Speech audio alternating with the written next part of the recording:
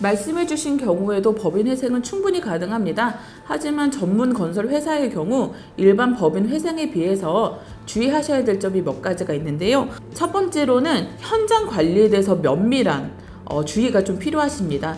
대부분의 하도급 공사에서는 이렇게 회생이나 파산이 진행됐을 경우에는 바로 해제될 수 있는, 계약이 해제될 수 있는 조항들이 있는데요. 한참 공사가 진행 중인데 타설이 되지 않거나 한다면 이것은 분명히 손해배상 문제가 발생을 하거나 그 자체로 좀 문제가 될 수 있겠죠. 그렇기 때문에 이런 해제 조항이 있는 곳 같은 경우에는 직접 찾아가셔서 어떤 문제를 좀 해결을 하신다거나 협의를 통해서 계약을 좀 변경을 하신다거나 아니면 처음부터 그런 해제 조항을 넣지 않으신다거나 이런 어떤 조정이 좀 필요하십니다. 그리고 또한 이렇게 타설이 되지 않는 경우라고 하더라도 재하도급 업체나 이런 곳들에서 이제 미지급 임금이라든지 그리고 미지급 자재 납품 업체에 대한 직불을 요청하는 경우가 있을 수가 있습니다. 그렇기 때문에 미리 직불 합의를 해 놓으시거나 아니면 회생 절차가 진행된 이후에는 법원의 허가를 받아서 직불 합의를 진행하는 것이 타당할 것으로 저희가 생각이 됩니다. 세 번째, 이 부분이 가장 중요한 부분인데요. 보증서 발행과 관련된 부분입니다.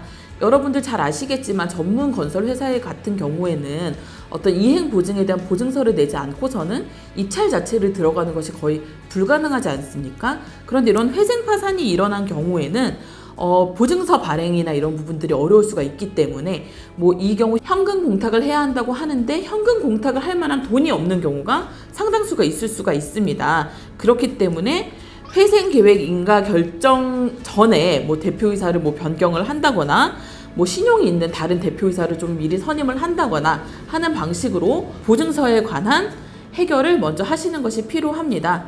하지만 가장 더 좋은 것은 이렇게 보증서 발행까지 어려워지는 상황이 오시기 전에 회생이나 파산들을 고려를 하시는 것이 좋습니다.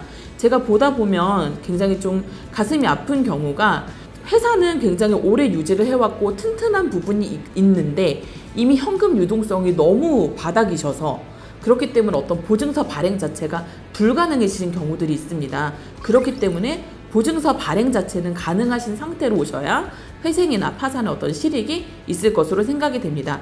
4대 보험료가 미납이 된 경우에는 완급 증명서를 발급하지 못해서 이제 공사대금을 받지 못하시는 경우가 있을 수가 있습니다. 그렇기 때문에 가압류가 되거나 이렇게 강제 집행이 들어왔을 때에는 어떤 4대 보험에 대한 완납 증명이 좀 어려우신 경우가 있을 수가 있는데요. 이 경우에는 회생 절차 개시 결정과 동시에 법원으로부터 강제 집행 해제 허가를 받으셔서 이 부분에 대한 문제 해결을 도모하시는 게 좋을 것 같습니다.